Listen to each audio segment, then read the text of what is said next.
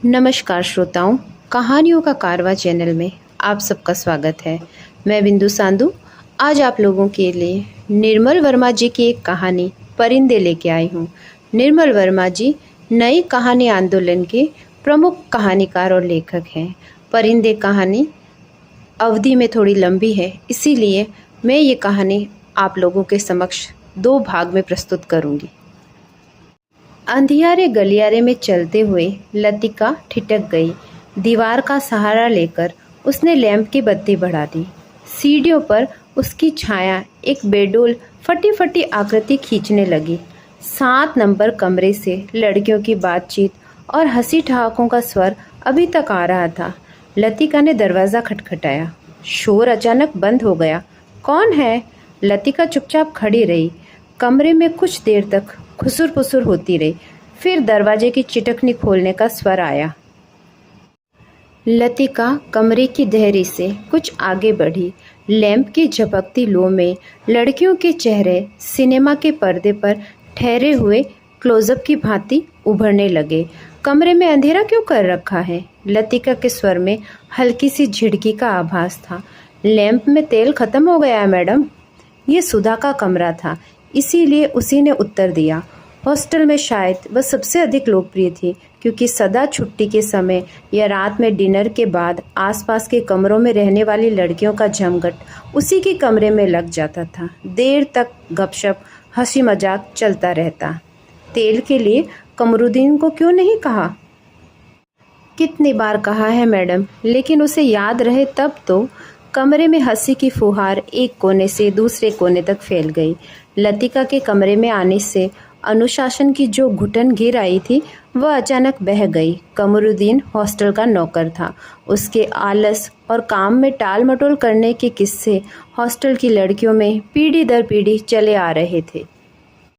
लतिका को हठात कुछ स्मरण हो आया। अंधेरे में लैंप घुमाते हुए चारों ओर निगाह दौड़ाई। कमरे में चारों ओर घेरा बनाकर वे बैठी थी, पास पास एक दूसरे से सटकर। सबके चेहरे परिचित थे, किंतु लैंप के पीले मध्यम प्रकाश में मानो कुछ बदल गया था, या जैसे वह पहली बार देख रही थी। जूली, अब तक तुम इस ब्लॉक में क्या कर रही हो? जूली खिड़की के पास पलंग के सिराने बैठी थी। उसने चुपचाप आंखें नीची कर ली। लैंप का प्रकाश चारों ओर से सिमटकर अब केवल उसके चेहरे पर गिर रहा था। नाइट रजिस्टर पर दस्तखत कर दिए? हाँ मैडम। फिर लतिका का स्वर कड़ा हो गया। जूली संकुचा कर खिड़की से बाहर देखने लगी। जब से लतिका इस स्कूल में आई है, उसने अनुभव किया है कि हॉस्टल में इस नियम का पालन डांट फटकार के बावजूद नहीं होता। मैडम, कल से छुट्टियां शुरू हो जाएगी, इसीलिए आज रात हम सब ने मिलकर, और सुधा पूरी बात न कहकर हेमंती की ओर देखते हुए मुस्कुराने लगी। हेमंती के गाने का प्रोग्राम है, आप भी कुछ देर के लिए बैठिए ना। लतिका को उलझन मालूम हुई। इस समय यहाँ आकर उसने उनके मज़े को किरकिरा कर दिया था। इस छोटे से हिल स्टेशन पर रहते उसे खासा अरसा हो गया था, लेकिन कब समय पतझड़ और गर्मियों का घेरा पार कर सर्दी की छुट्टियों की गोद में सिमट जाता है, उसे कभी याद ही नहीं रहता। चोरों की तरह चुपचाप वह देहरी से बाहर हो गई। उसके चेहरे का तनाव ढीला पड़ गया। वह मुस्कुराने लगी। मेरे संग स्नोफॉल देखने के लिए कोई नहीं ठहरेगा? मैडम, छुट्टियों में क्या आप घर नहीं जाएंगे? सब लड़कियों की आंखें उस पर जम गई। अभी कुछ पक्का नहीं है। I love the snowfall. Latika को लगा यही बात उसने पिछले साल भी कही थी, और शायद पिछले से पिछले साल भी। उसे लगा मानो लड़कियां उसे संदेह की दृष्टि से देख रही है, मानो उन्होंने उसकी बात पर विश्वास ही नहीं किया। उसका सिर चकराने लगा, मानो बादले का साए झुरमुट किसी अनजाने कोने से उठकर उसे अपने में समा लेगा। वह थोड़ा सा हंसी, फिर धीरे से उसने अपने सिर को झटक दिया। जूली, तुमसे कुछ काम है। अपने ब्लॉक में जाने से पहले मुझसे मिल लेना। Well, good night. लतिका ने अपने पीछे दरवाज़ा बंद कर दिया। Good night madam. Good night. Good night. गलियारे की सीढ़ी न उतरकर लतिका रेलिंग के सहारे खड़ी हो गई। लैंप की बत्ती को नीचे घुमाकर कोने में रख दिया। बाहर धुंध की नीली तह बहुत घनी हो चली थी। लॉन पर लगे हुए चीड़ के पत्तों की सरसराहट हवा के झोंकों के संग कभी तेज कभी धीमी होकर भीतर आती। हवा में सर्दी का आभास पाकर लतिका के दिमाग में कल से शुरू होने वाली छुट्टियों का ध्यान भटक गया। उसने आंखें मूंद ली। उसे लगा कि जैसे उसकी टांगें बांस की लकड़ियों की तरह उसके शरीर से बंधी है, जिसकी गांठें धीरे धीरे घुलती जा रही है। सिर की चकराहट अभी मिटी ही नहीं थी, मगर अब जैसे वह भीतर न होकर बाहर फैली हुई धुंध का हिस्सा बन गई थी। सीढ़ियों पर बातचीत का स्वर सुनकर लतिका जैसे सोते से जागी। शॉल को कंधों पर समेटा और लैंप उठा लिया। डॉक्टर मुखर्जी मिस्टर ह्यूबर्ट के संग एक अंग्रेजी धुन गुनगुनाते हुए ऊपर आ रहे थे। सीढ़ियों पर अंधेरा था और ह्यूबर्ट को बार बार अपनी छड़ी से रास्ता टटोलना पड़ता था। लतिका ने 2-4 सीढ़ियां उतरकर लैंप को नीचे झुका दिया। Good evening doctor. Good evening mister Hubert. Thank you miss Latika. Hubert के स्वर में कृतज्ञता का भाव था। सीढ़ियां चढ़ने से उनकी सांस तेज हो रही थी। वह दीवार से लगे हुए हाँफ रहे थे। लैंप की रोशनी में उनके चेहरे का पीलापन कुछ तांबे के रंग जैसा हो गया था। यहाँ अकेले क्या कर रही हो मिस लतिका? डॉक्टर ने होठों के भीतर से सीटी बजाई। चेकिंग करके लौट रही थी। आज इस वक्त ऊपर कैसे आना हो मिस्टर ह्यूबर्ट? ह्यूबर्ट ने मुस्कुराकर अपनी छड़ी डॉक्टर के कंधों को छुआ दी। इनसे पूछो, यही मुझे जबरदस्ती घसीट लाए हैं। मिस लतिका, हम आपको निमंत्रण देने आ रहे थे। आज रात मेरे कमरे में एक छोटा सा कंसर्ट होगा, जिसमें मिस्टर ह्यूबर्ट शोपा और चाइकोविस्की के कंपोजिशन बजाएंगे और फिर क्रीम कॉफ़ी पी जाएगी। और उसके बाद अगर समय रहा तो पिछले साल हमने जो गुनाह किए थे उन्हें हम मिलकर कन्फेस करेंगे। डॉक्टर मुखर्जी के चेहरे पर उभरी मुस्कान खेल रही थी। डॉक्टर, मुझे माफ़ करें, मेरी तबीयत कुछ ठीक नहीं है। चलिए, ये ठीक रहा, फिर तो आप वैसे भी मेरे पास आती।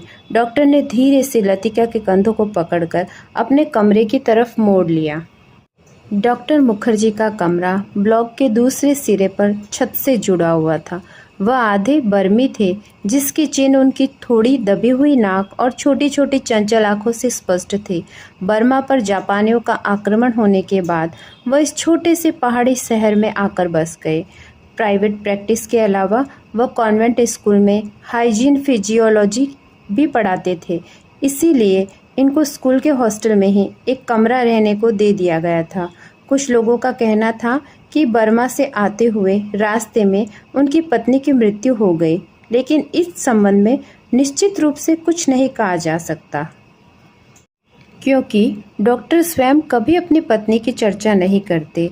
बातों के दौरान डॉक्टर अक्सर कहा करते, मरने से पहले मैं एक बार बर्मा जरूर जाऊंगा, और तब एक क्षण के लिए उनकी आंखों में एक नमी सी आ जाती। लतिका चाहने पर भी उनसे पूछ नहीं पाती।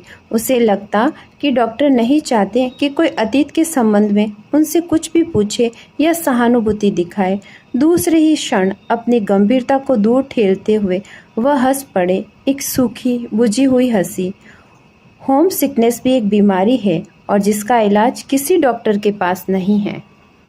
छत पर मेज कुर्सियां डाल दी गई और भीतर कमरे में परकोलेटर में कॉफ़ी का पानी चढ़ा दिया गया। सुना है अगले 2-3 वर्षों में यहाँ पर बिजली का इंतज़ाम हो जाएगा, डॉक्टर ने स्प्रिट लैंप चलाते हुए कहा। ये बात तो पिछले सालों से सुनते हैं। अंग्रेज़ों ने भी कोई लंबी चौड़ी स्कीम बनाई थी, पता नहीं उसका क्या हुआ, ह्यूबर्ट ने कहा। वह आराम कुर्सी पर लेटा हुआ बाहर लॉन की ओर देख रहा था। लतिका कमरे से 2 मोमबत्तियाँ ले आई। मेज के दोनों सिरों पर टिकाकर उन्हें जला दिया गया। छत का अंधेरा मोमबत्ती की फीकी रोशनी के इर्द गिर्द सिमटने लगा। एक घनी नीरवता चारों ओर घिरने लगी। हवा में चीड़ के वृक्षों की साएं साएं दूर तक फैलती। पहाड़ियों और घाटियों में सीटियों की गूंज भी छेड़ी जा रही थी। इस बार शायद बर्फ जल्दी गिरेगी। अभी से हवा में एक सर्द शुष्क सी महसूस हो रही है। डॉक्टर का सिगार अंधेरे में लाल बिंदी सा चमक रहा था। पता नहीं मिस वुड को स्पेशल सर्विस का गोरखधंधा क्यों पसंद आता है। छुट्टियों में घर आने से पहले क्या ये ज़रूरी है कि लड़कियां फादर एडमंड का सरमन सुने? ह्यूबर्ट ने कहा, पिछले 5 साल से मैं सुनता आ रहा हूँ, फादर एडमंड के सरमन में कहीं हेरफेर नहीं होता। डॉक्टर को फादर एडमंड एक आंख नहीं सुआते। लतिका कुर्सी पर आगे झुककर प्यालों में कॉफ़ी उड़ेलने लगी। हर साल स्कूल बंद होने के दिन यही 2 प्रोग्राम होते हैं, चैपल में स्पेशल सर्विस और उसके बाद दिन में पिकनिक। लतिका को पहला साल याद आया जब डॉक्टर के संग पिकनिक के बाद वह क्लब गई। डॉक्टर बार में बैठे थे। बॉल रूम कुमाऊं रेजिमेंट अफसरों से भरा हुआ था। कुछ देर तक बिलियर्ड का खेल देखने के बाद जब वह वापस बार की ओर आ रहे थे तब उन्होंने दाईं ओर क्लब की लाइब्रेरी में देखा, मगर उसी समय डॉक्टर मुखर्जी पीछे से आ गए। मिस लतिका, यह मिस्टर गिरीश नेगी है। बिलियर्ड रूम से आते हुए हंसी ठहाकों के बीच वह कुछ ठहर गया। वह किस किताब के बीच में उंगली रखकर लाइब्रेरी की खिड़की से बाहर देख रहा था।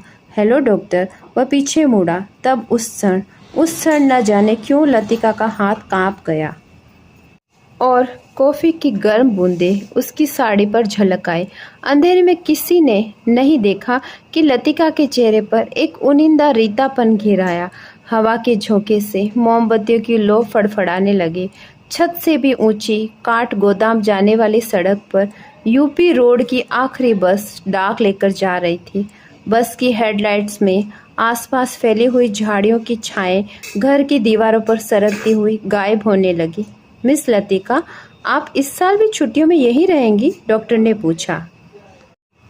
डॉक्टर का सवाल हवा में टंगा रहा। उसी क्षण पियानो पर शोपा का नॉकटर्न ह्यूबर्ट की उंगलियों के नीचे से फिसलता हुआ धीरे धीरे छत के अंधेरे में घुलने लगा, मानो जल पर कोमल स्वप्निल उर्मियाँ भंवरों का झिलमिलाता हुआ जाल बुनती हुई दूर दूर किनारों तक फैलती जा रही है। लतिका को लगा जैसे कहीं बहुत दूर बर्फ की चोटियों से परिंदों के झुंड नीचे अनजान देशों की ओर उड़ते जा रहे हैं। इन दिनों अक्सर उसने अपने कमरे की खिड़कियों से उन्हें देखा है। धागे में बंधे चमकीले लट्टों की तरह वे एक लंबी टेढ़ी मेढ़ी कतार में उड़ते जाते हैं, पहाड़ों की सुनसान नीरवता से परे उन विचित्र शहरों की ओर जहाँ शायद वह कभी नहीं जाएगी। लतिका आर्म चेयर पर ऊँधने लगी। डॉक्टर मुखर्जी का सिगार अंधेरे में चुपचाप जल रहा था। डॉक्टर को आश्चर्य हुआ कि लतिका न जाने क्या सोच रही है, और लतिका सोच रही थी क्या वह बूढ़ी होती जा रही है। उसके सामने स्कूल की प्रिंसिपल मिस वुड का चेहरा घूम गया। पोपला मुंह, आंखों के नीचे झूलती हुई मांस की थैलियाँ, जरा जरा सी बात पर चिढ़ जाना, कर्कश आवाज़ में चीखना, सब उसे ओल्ड मेड कहकर पुकारते थे। कुछ वर्षों बाद वह भी हूबहू वैसे ही बन जाएगी। लतिका के समूचे शरीर में झुरझुरी दौड़ गई, मानो अनजाने में उसने किसी गलीच वस्तु को छू लिया हो। उसे याद आया कुछ महीने पहले अचानक उसे ह्यूबर्ट का प्रेम पत्र मिला था, भावों की याचना से भरा हुआ पत्र, जिसमें उसने न जाने क्या कुछ लिखा था जो कभी उसकी समझ में ही नहीं आया। उसे ह्यूबर्ट की इस बचकाना हरकत पर हंसी आई थी, किंतु भीतर ही भीतर प्रसन्नता भी हुई थी। उसकी उम्र अभी बीते नहीं है, अब भी वह दूसरों को अपनी ओर आकर्षित कर सकती है।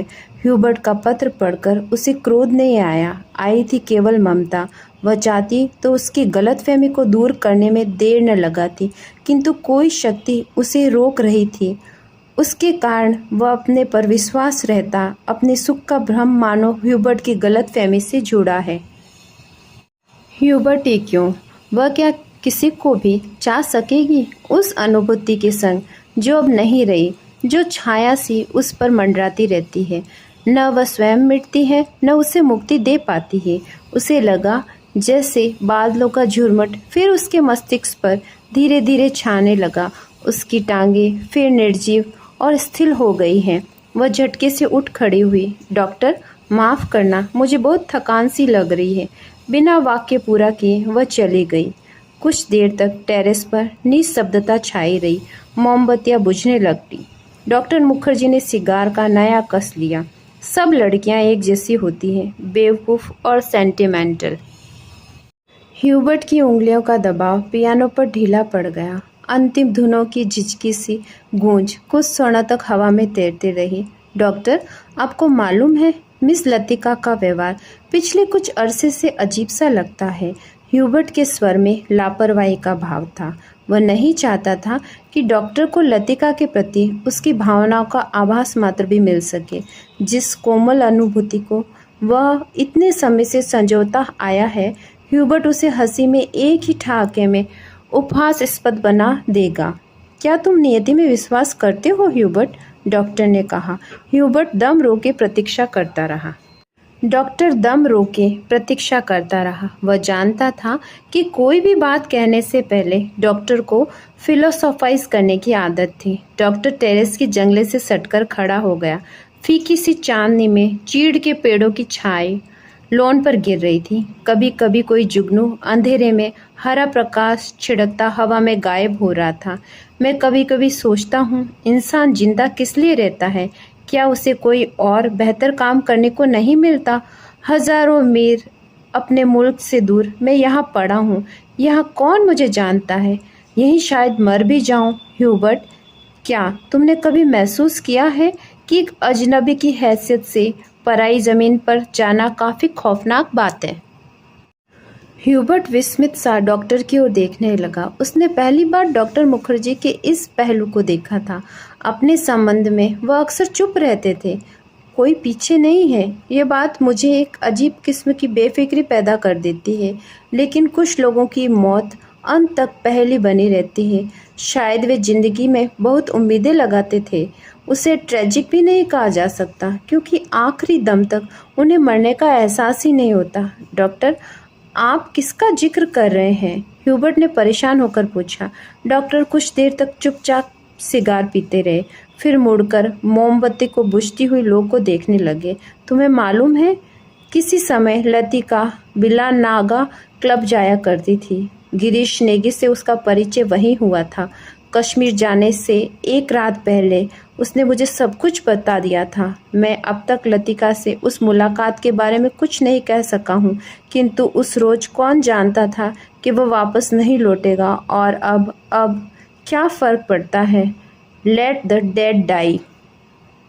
डॉक्टर की सूखी सर्द हंसी में खोखली सी शून्यता भरी थी। कौन गिरीश नेगी? कुमाऊं रेजिमेंट का कैप्टन था। डॉक्टर तथा लतिका। ह्यूबर्ट से आगे कुछ नहीं कहा गया। उसे याद आया वह पत्र जो उसने लतिका को भेज दिया था। कितना अर्थहीन और कितना उपहासास्पद, जैसा उसका एक एक शब्द उसके दिल को कचोट रहा हो। उसने धीरे से पियानो पर सिर टिका दिया। लतिका ने उसे क्यों नहीं बताया? क्या वह उसके योग्य नहीं था? लतिका, वह तो बच्ची है। पागल, मरने वाले के संग खुद थोड़े ही मरा जाता है। कुछ देर चुप रहकर डॉक्टर ने अपने प्रश्न को ही दोहराया। लेकिन ह्यूबर्ट, क्या तुम नियति पर विश्वास करते हो? हवा में हल्के झोंके से मोमबत्तियां एक बार प्रज्वलित होकर बुझ गई। टेरेस पर ह्यूबर्ट और डॉक्टर अंधेरे में एक दूसरे का चेहरा नहीं देख पा रहे थे, फिर भी वे एक दूसरे की ओर देख रहे थे। कॉन्वेंट स्कूल से कुछ दूर मैदान में बहते पहाड़ी नाले का स्वर आ रहा था। जब बहुत देर बाद कुमाऊं रेजिमेंट सेंटर का बिगुल सुनाई दिया तो ह्यूबर्ट हड़बड़ाकर खड़ा हो गया। अच्छा, चलता हूँ doctor. Good night. Good night Hubert. मुझे माफ़ करना, मैं सिगार खत्म करके उठूँगा। सुबह बदली छाया थी। लतिका ने खिड़की खोलते ही धुंध का गुबार सा भीतर घुसाया, जैसे रात भर दीवार के सहारे सर्दी में ठिठुरता हुआ वह भीतर आने की प्रतीक्षा कर रहा हो। स्कूल में ऊपर चैपल जाने वाली सड़क बादलों में छिप गई थी। केवल चैपल का क्रॉस धुंध के पर्दे पर एक दूसरे को काटती हुई पेंसिल की रेखाओं सा दिखाई दे रहा था।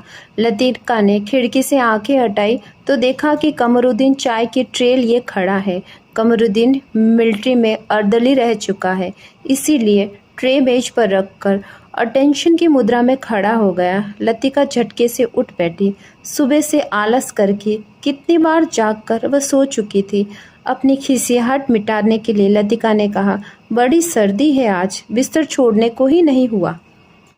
अजी मेम साहब, अभी क्या सर्दी आई है, बड़े दिनों में देखना कैसे दांत कटकटाते हैं। और कमरुद्दीन अपने हाथों को बगलों में डालते हुए इस तरह सिकुड़ गया जैसे उन दिनों की कल्पना मात्र से उसे जाड़ा लगना शुरू हो गया हो।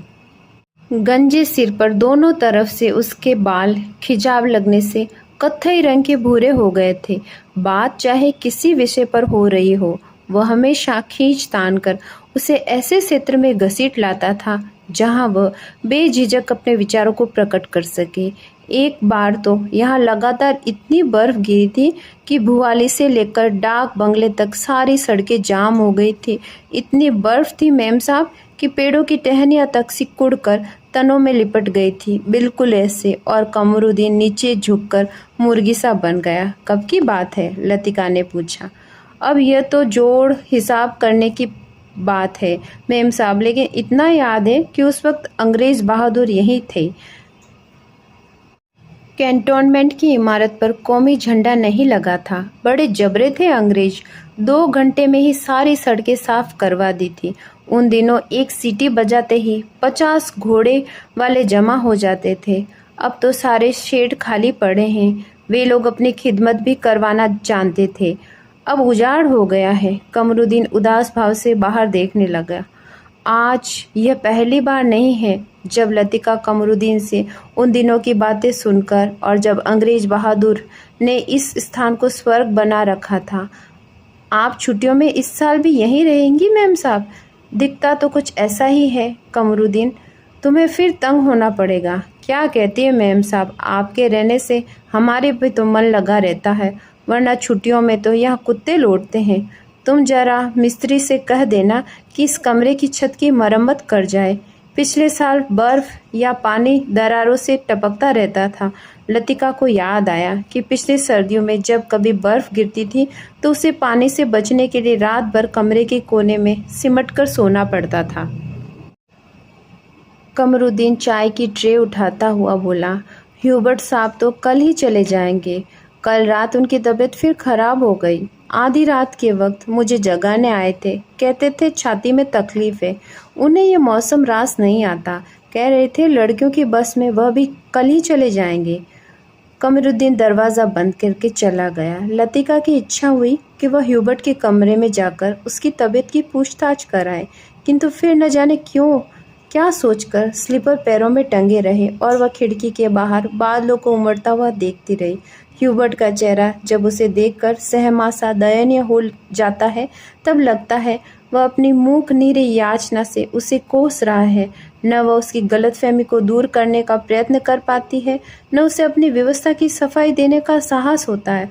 उसे लगा कि इस जाले से बाहर निकलने के लिए वह धागे के जिस सिरे को पकड़ती है वह खुद एक गांठ बनकर रह जाता है। बाहर बूंदाबांदी होने लगी। कमरे की टिन की छत खट खट बोलने लगी। लतिका पलंग से उठकर खड़ी हुई, बिस्तर को तह कर बिछाया, फिर पैरों में स्लीपरों को घसीटते हुए वह बड़े आईने तक आए और उसके सामने स्टूल पर बैठकर बालों को खोलने लगी। किंतु कुछ देर तक कंघी बालों में ही उलझी रही और वह गुमसुम होकर शीशे में अपना चेहरा ताकती रही। कमरुद्दीन को यह कहना याद ही नहीं रहा कि धीरे धीरे आग जलाने की लकड़ियां जमा कर ले। इन दिनों सस्ते दामों पर सूखी लकड़ियां मिल जाती है। पिछले साल तो कमरा धुएं से भर गया था, जिसके कारण कपकपाते जाड़े में भी उसे खिड़की खोलकर ही सोना पड़ता था। आईने में लतिका ने अपना चेहरा देखा। वो मुस्कुरा रही थी। पिछले साल अपने कमरे की सीलन और ठंड से बचने के लिए वह कभी कभी मिस वुड के खाली कमरे में चोरी चुपके सोने चली जाया करती थी। मिस वुड का कमरा बिना आग के भी गर्म रहता था। उसके गलोदे सोफे पर लेटते ही आंख लग जाती थी। कमरा छुट्टियों में खाली पड़ा रहता है, किंतु मिस वुड उसे इतना नहीं होता कि 2 महीने के लिए उसके हवाले कर जाए। हर साल कमरे में ताला ठोक कर जाती है।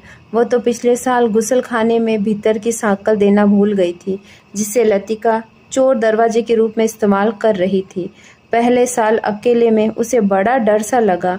छुट्टियों में सारे स्कूल और हॉस्टल के कमरे साए साए करने लगते हैं। डर के मारे उसे जब कभी नींद आती नहीं है तब वह करीमुद्दीन को रात में देर तक बातों में उलझाए रखती है। बातों में जब वह खोई सी सो जाती है तब करीमुद्दीन लैंप बुझाकर चला जाता है। कभी कभी बीमारी का बहाना करके वह डॉक्टर को बुलावा भेजती है और बाद में बहुत जिद करके दूसरे कमरे में उनका बिस्तर लगवा देती है। लतिका ने कंधे पर बालों का गुच्छा निकाला और उसे बाहर फेंकने के लिए वह खिड़की के पास जा खड़ी हुई।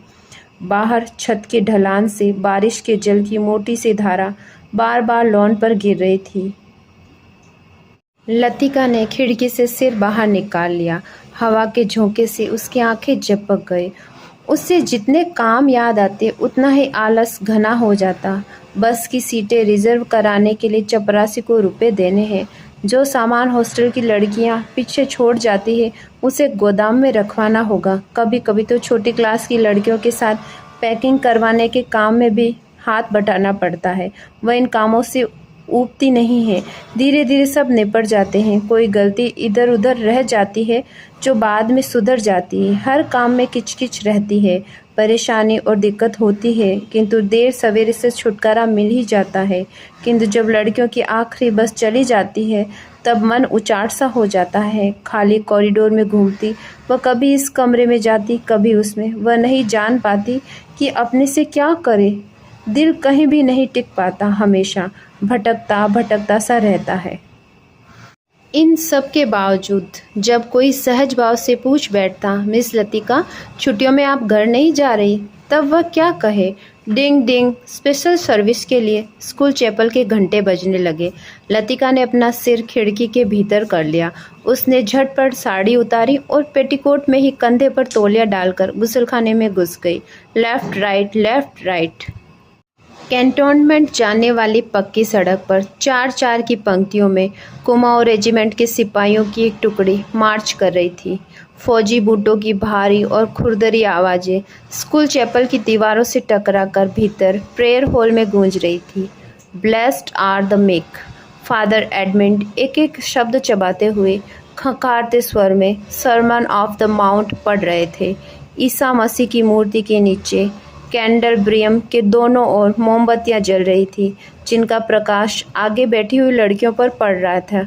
पीछे लाइनों में बीच में अंधेरे में डूबी हुई थी, जहां लड़कियां प्रार्थना की मुद्रा में बैठी हुई सिर झुकाए एक दूसरे से घुसर-पुसर कर रही थी।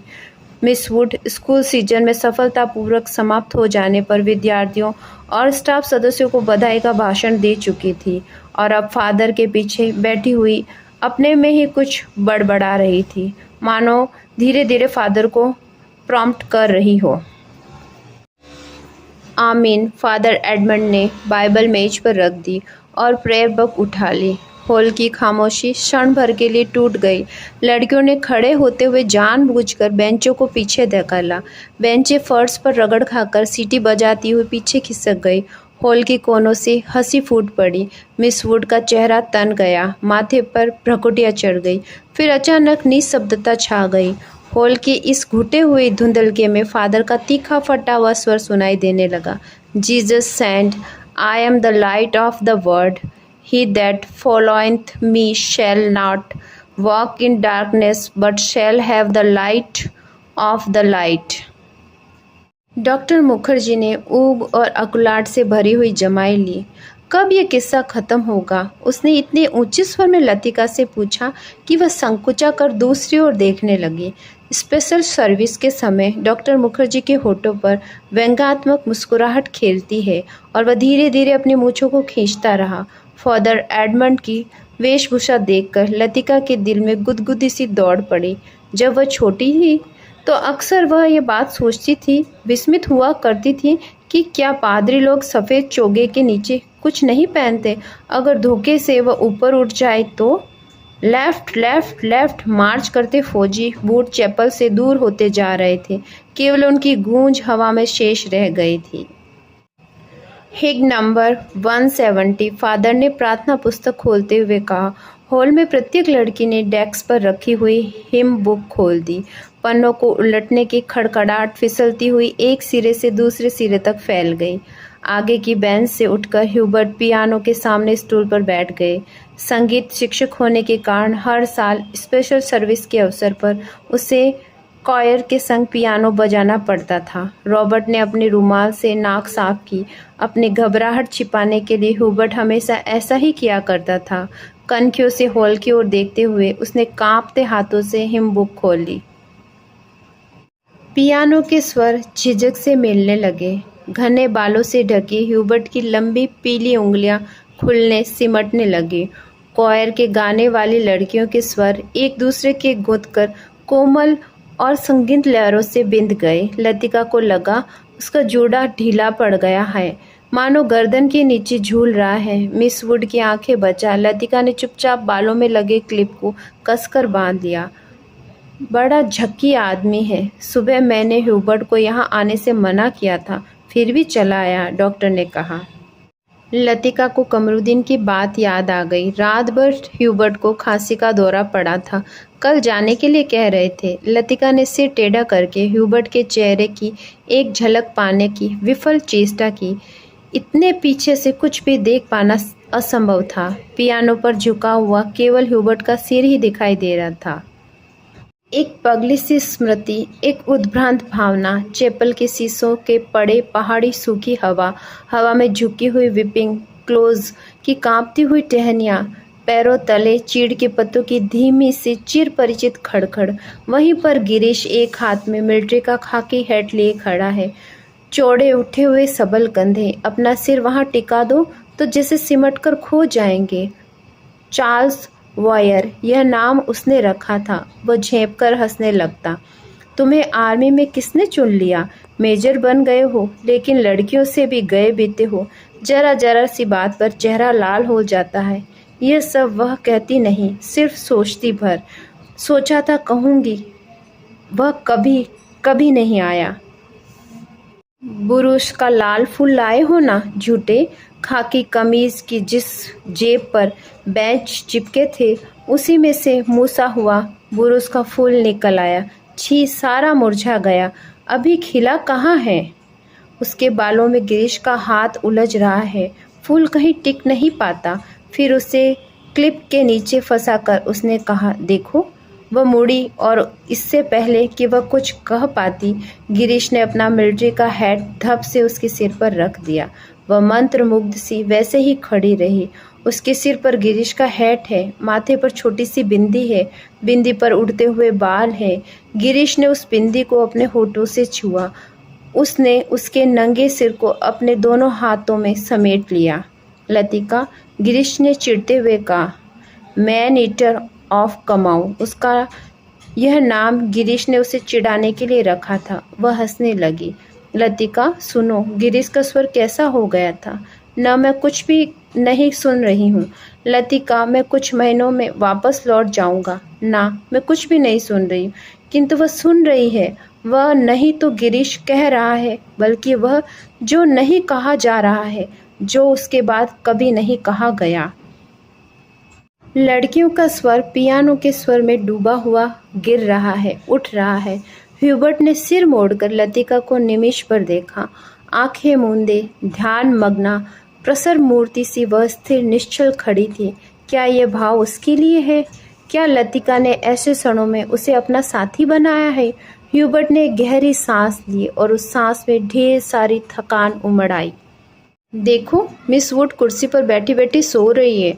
डॉक्टर होठों में ही फुसफुसाया। ये डॉक्टर का पुराना मजाक था कि मिस वुड प्रार्थना के बहाने आंखें मूंदे हुए नींद की झपकियां लेती है।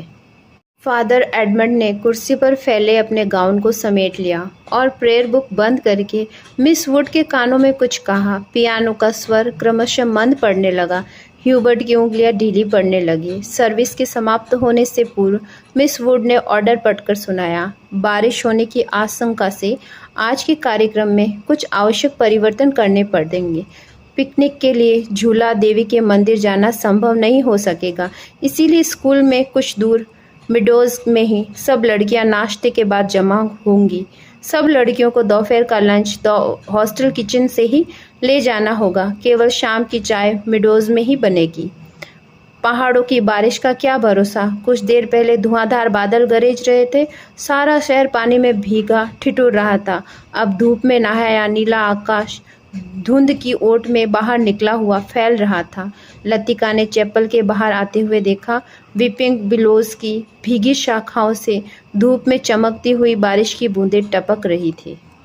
लड़कियां चैपल से बाहर निकलकर छोटे छोटे झुंड बनाकर कॉरिडोर में जमा हो गई। नाश्ते के लिए अभी पौना घंटा पड़ा है। इनमें से कोई लड़की हॉस्टल जाने के लिए इच्छुक नहीं थी। छुट्टियां अभी शुरू नहीं हुई थी, किंतु शायद इसीलिए इन चंद बचे कुछ क्षणों में अनुशासन के घेरे के भीतर ही मुक्त होने का भरपूर आनंद उठा लेना चाहती थी। मिस वुड को लड़कियों का यह गुलगप्पाड़ा अखरा, किंतु फादर एडमंड के सामने वह उन्हें डांट फटकार नहीं सकती।